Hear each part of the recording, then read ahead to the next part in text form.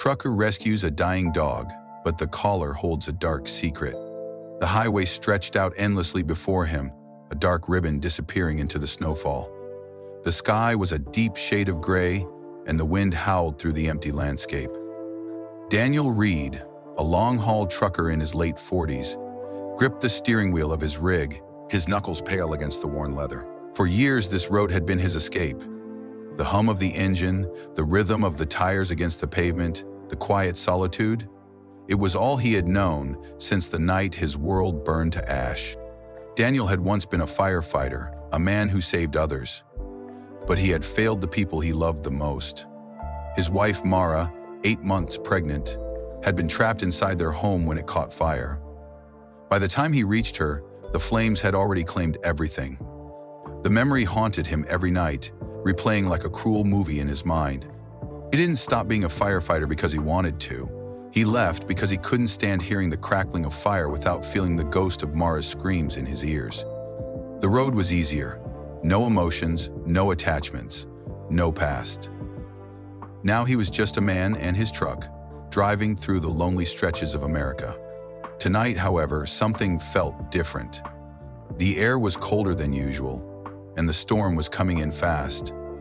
The snowfall thickened, making it harder to see past his windshield. He reached for his coffee thermos, taking a long sip of the bitter liquid. It did little to warm him. Even after all these years, his body never felt truly warm anymore. He adjusted his CB radio, searching for chatter, but the airwaves were empty. He was completely alone, until something caught his eye. A shadow, small, unmoving, by the side of the road. Daniel's heart thumped. At first, he thought it was a pile of discarded trash, something the wind had pushed off a passing vehicle. But as he got closer, his headlights illuminated the shape, and his chest tightened. It wasn't trash. It was a dog, a black Labrador retriever, curled into itself, half buried in the snow. Daniel's instinct was to drive on. It wasn't his problem. He didn't have space in his life for complications. People abandoned animals all the time. Sad, but not something he could fix. But then the dog moved. A slight twitch, a shiver, and then he saw something else. Small figures huddled close to her body, almost invisible against the white snow. Puppies. His hands tightened on the steering wheel. He didn't want to care, but something deep inside of him wouldn't let it go. "Damn it," he muttered under his breath as he pulled the truck onto the icy shoulder. The second he stepped outside, the cold wind cut through his jacket like a blade. He pulled his hood up, his boots crunching through the thick snow. Each step felt heavier, as if something unseen was pulling him forward. The mother dog didn't move as he approached. Her eyes, dark as the night sky, were open but lifeless. She was still breathing, but just barely. The puppies, 4 tiny bodies, were pressed against her, their fur covered in frost. "Hey there, girl," Daniel said softly, his voice rough from disuse. "You still with me?" The dog lifted her head slightly, but she didn't flinch, didn't growl. She was too weak. Daniel knelt down, brushing snow off her fur. His fingers found the cold metal of a collar, though it was loose, as if she had lost weight recently. There was something engraved on it, but the snow and ice made it hard to read. His gaze shifted to the puppies. They were shaking, their tiny bodies barely moving. They wouldn't last much longer out here.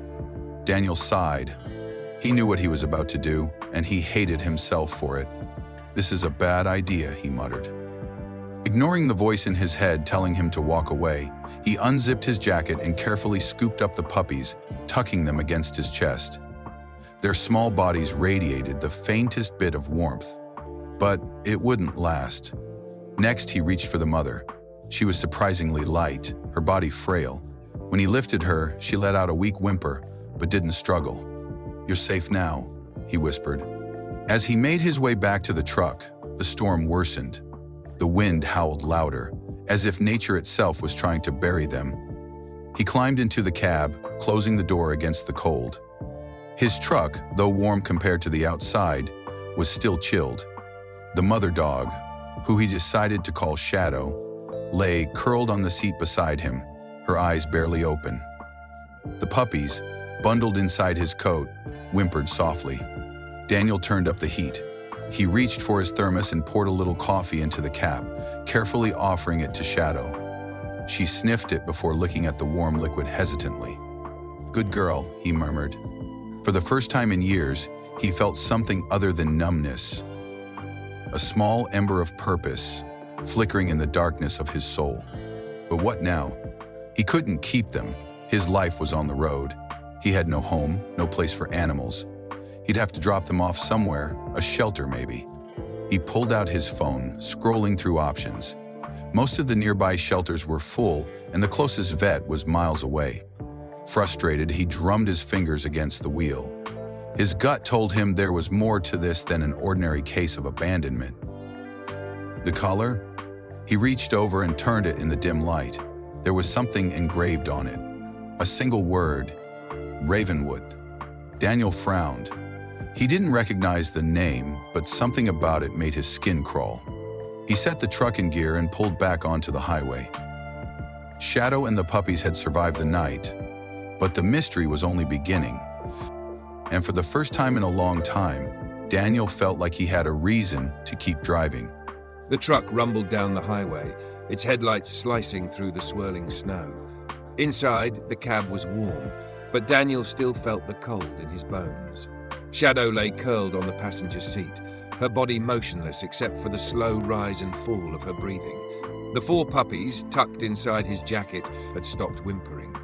Their small bodies were finally warming up, but Daniel knew they weren't out of danger yet. He glanced at the engraved name on Shadow's collar. Ravenwood. It meant something. Daniel had been on the road long enough to recognize when something didn't add up. Someone had left this dog and her puppies to die in the freezing cold, and they hadn't even bothered to remove the collar. That either meant they didn't care, or they wanted someone to find them. He didn't like either option. For now, he had one priority: find shelter.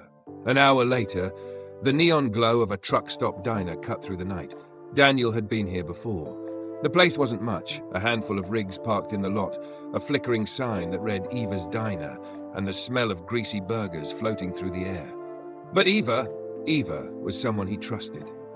He pulled into a spot, turned off the engine, and carefully lifted Shadow into his arms. She barely reacted.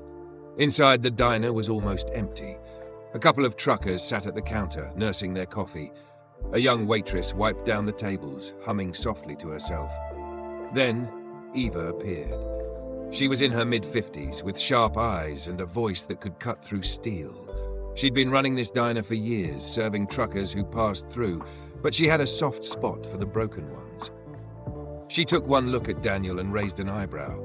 "You look like hell," she said. Then her eyes landed on the bundle in his arms. "What did you do now?" Daniel didn't answer. He set Shadow down on a booth seat and carefully unzipped his jacket, revealing the 4 puppies nestled inside. Eva gasped. "Oh, honey." She reached out, touching one of the puppies gently. "Where did you find them?" Daniel told her about the snowstorm, the side of the road, the collar with the strange name. By the time he finished, Eva looked troubled. "Ravenwood," she murmured, her brow furrowed. "I've heard that name before." Daniel leaned forward. "Where?" Eva hesitated. "A couple of months ago, a trucker named Frank came through here. He had a dog with the same kind of tattoo on her ear. Said he found her abandoned in the woods, starved to death. He took her to a vet in Reno. That dog had come from a breeding farm, a bad one." Daniel's stomach tightened. "You think Shadow came from the same place?" Eva sighed, rubbing her temples. "There's a puppy mill somewhere in these parts. They breed dogs in horrible conditions, and when the females can't produce anymore." She trailed off, looking at Shadow. "They dump them." Daniel clenched his jaw. He looked at Shadow, now fast asleep, her body curled protectively around her pups.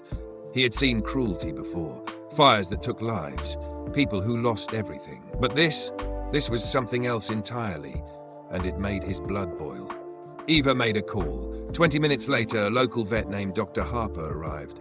She was a middle-aged woman with tired eyes carrying a medical bag. She examined Shadow first, checking her pulse, her temperature, lifting her lips to look at her teeth. "Severely malnourished," Dr. Harper muttered. "She's been starving for a while, and look at this." She pointed to small, faded scars along Shadow's legs. Signs of abuse. My guess, she's been caged for years. Daniel's hands curled into fists. Dr. Harper moved on to the puppies, checking their tiny, shivering bodies. They're lucky, she said after a moment. Weak, but they'll recover. She turned back to Shadow. She, on the other hand, is running on her last bit of strength. If you hadn't found her when you did. She didn't finish. Daniel swallowed hard. So this puppy mill, he said, his voice tight. You know where it is? Dr. Harper shook her head. No one does. The people who run it are careful. They move locations, keep things quiet. But a few dogs with that same tattoo have turned up before. Every time it's the same story. They were meant to die. Silence settled between them. Shadow shifted in her sleep, letting out a quiet whimper. Daniel exhaled slowly. He couldn't just drop her off at a shelter and drive away. Something about this felt personal. After Dr. Harper left, Daniel sat in the booth, staring at Shadow and her puppies. He had spent years trying to avoid attachments. He told himself that caring about people, about anything, led to pain. He had lost Mara because he wasn't fast enough, strong enough, good enough. But this wasn't about the past. This was about now. He looked at Eva. I need to find out more about that place. Eva's expression turned cautious. Daniel, these aren't small-time criminals.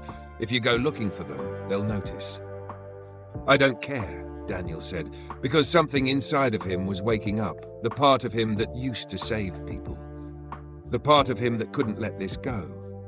Eva sighed, but there was something like admiration in her eyes. I might know someone who can help, she said finally. But once you start pulling at this thread, you might not like where it leads. Daniel met her gaze. I don't care where it leads. And deep down, he knew. This wasn't just about saving a dog anymore. This was about saving himself. The snowstorm had passed, leaving a quiet stillness over the truck stop. The neon lights of Eva's diner buzzed softly, flickering against the darkness. Inside, the hum of the heater filled the silence as Daniel sat in his booth, staring at his coffee. Shadow and her puppies were curled up in the blankets beside him, sleeping peacefully. But Daniel couldn't rest. Something about this didn't sit right. The scars, the collar, the tattoo. These weren't just abandoned dogs. They had been discarded. And Daniel had a sinking feeling that Ravenwood was the key to it all. Eva kept her word. That morning she introduced Daniel to Hank Carter, a retired trucker who had seen things. Hank was a burly man in his 60s, with a face weathered by the road and a beard that looked like it hadn't been trimmed in years. He didn't say much at first, just eyed Daniel with a kind of quiet curiosity. "You're the one who found the dog?" he asked, lighting a cigarette. Daniel nodded. Hank exhaled slowly, the smoke curling around him. "Ravenwood ain't a town. It's a place, or it used to be." Daniel frowned. "What do you mean?" Hank leaned forward. "Back in the day, there was an old farm out near the state border. Place was called Ravenwood Kennels. Used to be legit, real fancy, bred top-dollar dogs for rich folks. Then one day it shut down. Just gone. Nobody knew why." Eva crossed her arms. "And you think that's connected to what's happening now?" Hank shrugged. "I don't think. I know." Daniel's grip tightened around his coffee mug. "Explain." Hank tapped his cigarette against the table.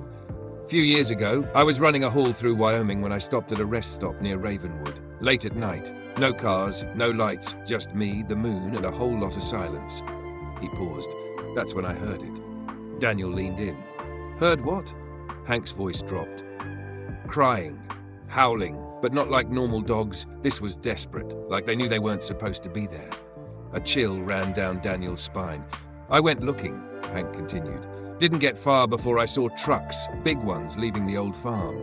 Next morning I checked the place out. Fences were still up, but the house was burned to the ground, like someone didn't want it to exist anymore." Daniel's stomach twisted. "And you think that was the puppy mill?" Hank nodded. "Someone turned that farm into something else, a breeding operation off the books. When the place got too hot, they torched it and moved on." Eva's face darkened. "You're saying they're still out there?" Hank exhaled. "All I know is that dogs keep showing up. Ones with tattoos like your girl over there. If you found her with that name on her collar, it means someone left a message." Daniel looked down at Shadow. The dog had curled protectively around her puppies, her body still frail but her breathing steady. Somebody had left her to die. Somebody wanted to make sure she wasn't found. But why? And more importantly, who? Daniel didn't waste time. After loading Shadow and the puppies back into his truck, he pulled out his phone and called Dr. Harper, the vet who had examined them the night before. She picked up after 3 rings. Harper Veterinary Clinic. "It's Daniel Reed," he said. "I need your help." A pause. "Then, what kind of help? You told me you've seen dogs like Shadow before. Dogs from this place. What else do you know?" Dr. Harper sighed. "Daniel, I know what you're thinking, but these are dangerous people. If you start poking around, you might not like what you find." Daniel's jaw tightened. "I don't care." Another pause, then a softer voice. "I figured you'd say that." Rustling papers, a chair creaking. "Then there's a shelter in Denver. Underground, not legal, but run by good people. They take in dogs from bad situations. A few months ago, someone dropped off a litter of puppies there. They had the same tattoos as Shadow." Daniel's pulse quickened. "Who dropped them off?" "Nobody knows. The guy didn't leave a name, but he left a note." A cold dread settled in his chest. "What did it say?"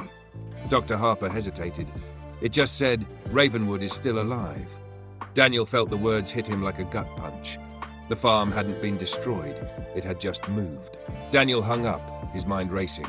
He had spent years running from his past, convincing himself that none of it mattered, that the world was too broken to fix. But this mattered. He looked over at Shadow. She had been caged, beaten, discarded like trash. She had fought to survive, protecting her babies against impossible odds, and now someone had given him a lead, a chance to stop it from happening to others.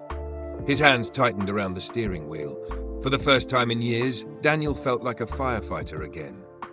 Not in the literal sense, but in the way that counted. He had found something worth fighting for, and he wasn't going to let it go. That night, Daniel didn't sleep. Instead, he sat in the driver's seat, staring at the highway ahead, turning everything over in his mind.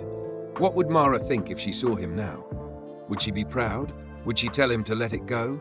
Or would she say what she always did, what she had whispered to him the night before she died? "You can't save everyone, Daniel, but that doesn't mean you shouldn't try." He took a deep breath, exhaled slowly, then he grabbed his CB radio, pressed the button. "This is Daniel Reed," he said, his voice steady. "I need information on a place called Ravenwood." The radio crackled, static filled the cab, and then after a long moment, a voice replied.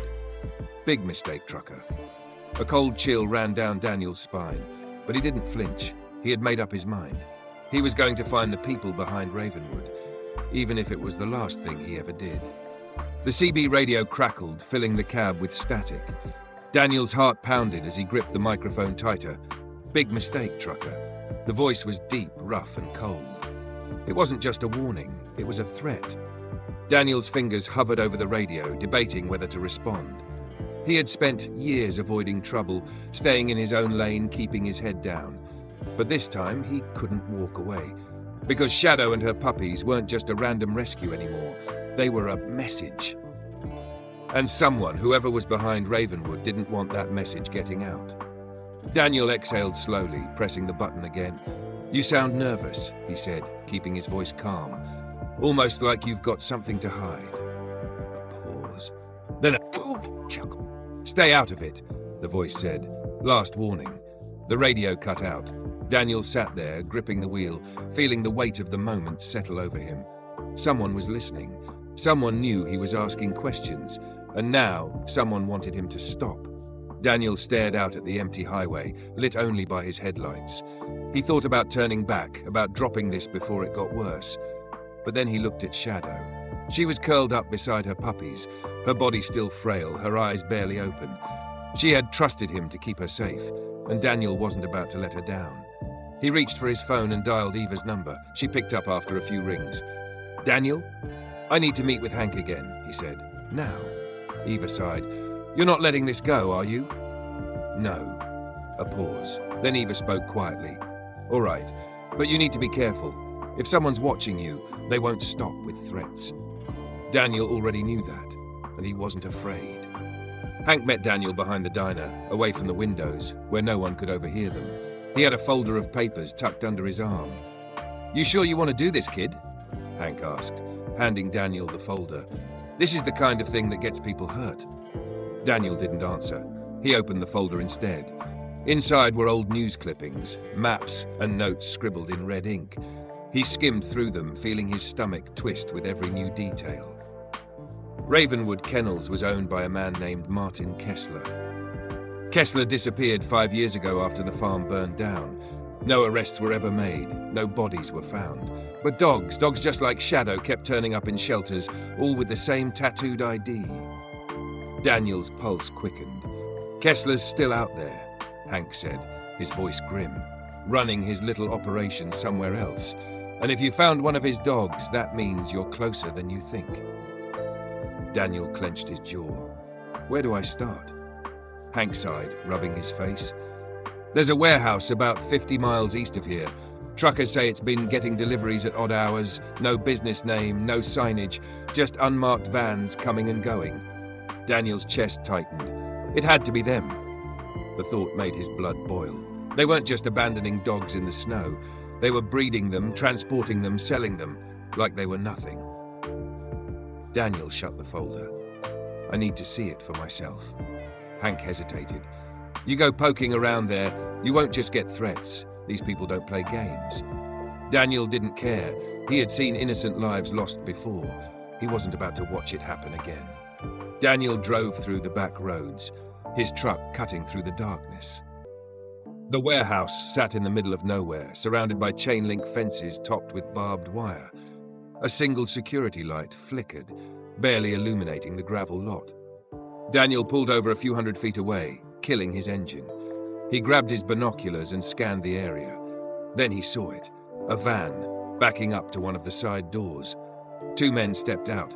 They weren't wearing uniforms, no business logos, just dark jackets and gloves. The van doors swung open, and Daniel's stomach turned to ice. Inside were crates, and inside the crates, dogs. Some were puppies, some were older. All of them were caged like cargo. Daniel's hands clenched into fists. He had been right. This wasn't just a breeding operation, it was a pipeline. These dogs were being shipped out like products, to pet stores, to private buyers, maybe even to labs. His pulse pounded in his ears. And then a flashlight beam swept across the lot. Daniel ducked low in his seat, heart hammering. One of the men was walking toward the road, scanning the area. Daniel held his breath. If they found him, his mind raced. He needed proof, real proof, something he could take to the authorities, something they couldn't ignore.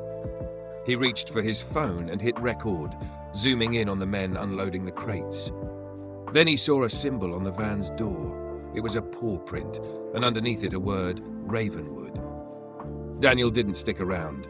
He started the engine slowly, carefully, then pulled back onto the road, keeping his headlights dimmed. He had what he needed, but now they knew someone was watching. His phone buzzed. A new text. Unknown number. You should have walked away. Daniel's grip tightened around the wheel. The fight wasn't over. It was just beginning. The glow of the truck's dashboard lights flickered across Daniel's tense face. The phone in his hand still showed the message. Unknown number. You should have walked away. He exhaled slowly, gripping the wheel tighter. His truck rumbled down the highway, headlights cutting through the darkness. The road stretched ahead, long, empty, and filled with danger. But he wasn't turning back now. Shadow and her puppies were huddled in the passenger seat, unaware of the storm about to hit. Daniel had spent years running from his past, avoiding attachments, avoiding responsibility. Not this time. Now he had a mission, and he wasn't stopping until Ravenwood was destroyed. Daniel pulled off at a rest stop, his hands steady as he dialed Eva's number. She picked up on the first ring. Tell me you're safe. Daniel glanced in the mirror, watching for headlights. I'm not sure yet. What happened? I found them, Eva. I saw the crates, the dogs. He swallowed. I got it on video. A sharp inhale. And they know. They sent me a warning. Silence. Then Eva cursed under her breath. Daniel, you need to disappear. Delete that video. Drop the dog at a shelter and get out of town. These people... I'm not running, Daniel said, a pause. Then, quietly, I didn't think you would. Daniel exhaled. I need to get this to the authorities, but I need more than a blurry video. I need real evidence. I need to shut them down for good. A long pause. Then Eva sighed. All right, I know someone. His name's Detective Grayson. Used to work animal cruelty cases before politics got in the way. He won't move on a hunch, but if you show him something concrete, he'll fight. Daniel nodded. Where do I find him? I'll set it up. Eva said, but Daniel, be careful. He hung up, gripping the steering wheel. If this was going to work, he needed to go back. It was past midnight when Daniel pulled up near the warehouse again. The place was quiet, but not empty. A single black SUV was parked near the loading dock. He killed his engine and climbed out, keeping to the shadows. His breath misted in the cold air. The fence was topped with barbed wire, but near the back, it sagged slightly, like someone had already broken in before. Carefully, Daniel climbed over, boots crunching softly against the gravel. The loading dock doors were slightly open. He moved closer, heart hammering. Inside, a dim light flickered. He peeked through the gap, and his stomach turned to ice. Cages, rows of them, stacked on top of each other, stretching across the warehouse. Dogs, hundreds of them locked inside. Some were barking weakly, some whimpering. Others just lay still, their eyes dull, their bodies too weak to move. A sick feeling coiled in Daniel's gut. He had seen enough death in his life. He wasn't going to watch it happen here. Then he heard voices. Shipment leaves tomorrow, one man said. 2 vans headed east. Daniel recognized the voice. It was the man from the radio. What about the black lab? A second man asked. Daniel froze. Shadow. Shadow. The first man grunted. Someone picked her up before the storm took her. Doesn't matter. The others are still worth money. Daniel's hands clenched into fists. These men had left her to die, like she was nothing. He raised his phone, recording everything. Footsteps. Daniel ducked behind a stack of wooden crates. One of the men walked past, his gun glinting under the dim light. Daniel swallowed hard. He wasn't a cop. He wasn't a hero. But he wasn't going to let these dogs suffer. He needed to act. Moving quickly, Daniel scanned the room. A control panel was mounted near the far wall. If he could shut off the security system, the cages might be unlocked. He crept toward it, heart pounding. But then, a board creaked under his boot. He barely had time to react before a voice snapped behind him. Hey! Daniel spun as the man from the radio lunged toward him. He dodged, but not fast enough. A fist slammed into his ribs, knocking the wind out of him. Daniel staggered back. The man grabbed him by the jacket, slamming him against the wall. You don't listen, do you? The man growled. Daniel saw the gun tucked into the man's waistband. He didn't think, he just reacted. A hard elbow to the ribs, a twist, a shove. The man stumbled, cursing. Daniel lunged for the control panel and slammed his fist against the emergency switch. The cage doors snapped open. For a moment, everything froze. Then the dogs began to move. Chaos erupted. Barking, scrambling paws, metal clattering against the floor. The man recovered, reaching for his gun. Shadow leapt from the shadows, snarling. She sank her teeth into his arm, dragging him down. Daniel didn't wait. He grabbed a metal pipe from the floor and swung hard. The man collapsed, unconscious. Daniel didn't stop. He ran to the cages, helping the dogs out, ushering them toward the open loading dock. Headlights flashed outside. Sirens. The police. Eva came through. Within minutes, the warehouse was flooded with officers. Detective Grayson was among them. A gruff, no-nonsense man, he took one look at the cages, the dogs, and the unconscious man on the floor, and nodded. We got him. The police arrested everyone inside. The surviving dogs were loaded into rescue vans. Daniel stood there, breathing hard, hands shaking. He felt Shadow press against his leg, her tail wagging weakly. He knelt down, scratching behind her ears. You did good, girl. She licked his hand. For the first time in years, Daniel felt we were beginning. A week later, Daniel sat outside Eva's diner, watching the sunrise. Shadow lay beside him, healthier now, her puppies playfully nipping at her tail. Eva sat next to him, sipping coffee. So what now? Daniel watched the sky turn golden. I don't know, he admitted, but for the first time in years, he wasn't lost anymore. Maybe he'd keep driving. Maybe he'd help more dogs. Maybe he'd finally stop running from his past. All he knew was he wasn't alone anymore. And for the first time since Mara died, that was enough.